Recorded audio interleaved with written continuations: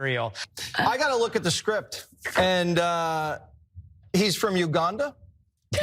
And there's a love scene with Batman and Robin. Wow. I think the big tell is the actual actor. His name is David Cornsweet, and he said, guess he didn't change it to a better stage name. He found himself unable to say Superman's slogan, quote, truth, fighting for truth, justice, and the American way. He said, truth, justice, and all those good things. He refused to say the American way, and he's playing Superman. I don't know. We don't go to the movie theater to be lectured to and to have somebody throw their ideology onto us. I wonder if it'll be successful. You know, It's not that bad, but it's also not that good. Now, I know that's a great take. You're welcome. But it's true. James Gunn's Superman wanted to be a lot. And there's nothing wrong with that. But the way they tried felt so half-assed. And I know I have a lot of vague wording right there, but it's true. The movie served the purpose of not only restarting Superman, but also an entirely new DC universe, which has been proven in recent history pretty hard to do. It also tried to comment on the political atmosphere of the world right now, which I'll mention later. But the movie does have incredibly good sides to it, don't get me wrong. James Gunn did an amazing job writing this movie. As expected, his screenplays are always very impressive. The parts where the movie shines is always during a monologue or a conversation that is being held by the characters. It really keeps you interested and really shows the internal thoughts that the hero is having with how this world is changing literally and figuratively at the same time. That's really all you can say about this movie. That's purely positivity. So I'll jump into one of the really big reasons that people are talking about the movie. And of course, how it always is, it's never really about the actual movie.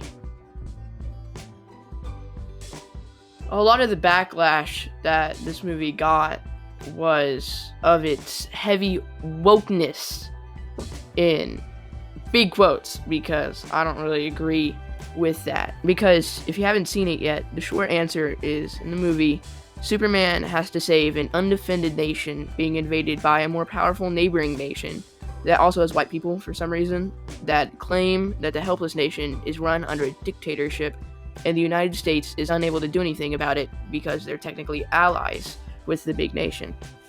And there's a bunch of confusing plot points to where Lex Luthor sells Boravia weapons really discounted so they could split up the country so it would attract Superman, which meant they could easily kill him for some reason. I don't know why they did it that way. And I don't know if you could tell this, but it is very obvious that it is an example for the war currently going on in the Middle East. And James Gunn doesn't really seem to like Israel that much, or what I was able to pick up from here. Then places like Fox News, with the really cool and interesting and funny people, said that it's stupid liberal junk and anti-Semitic.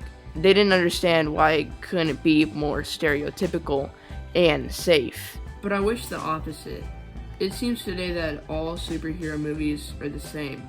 There's no soul or originality to it, and that's where I really expected this movie to lack.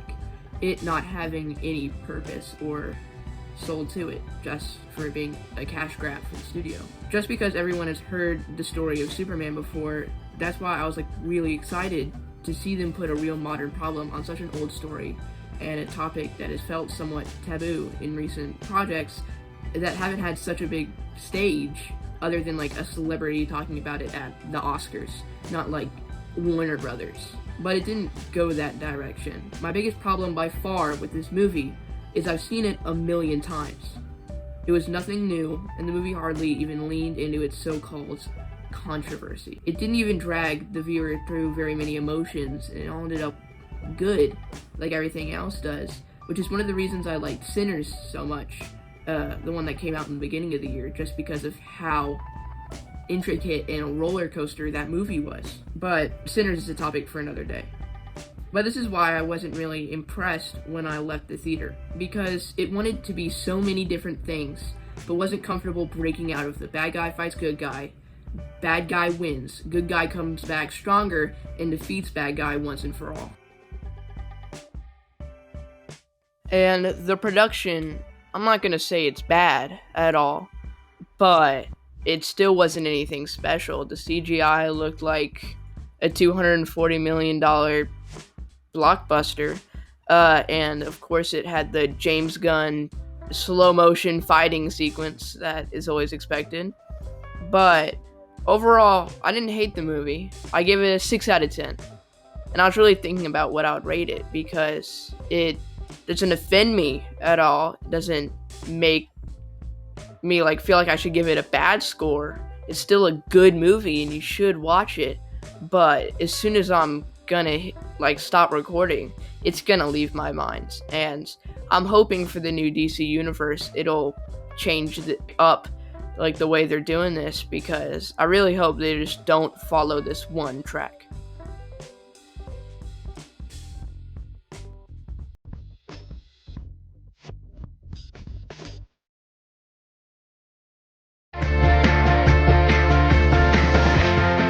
Cause I'm a punk rocker, yes I am.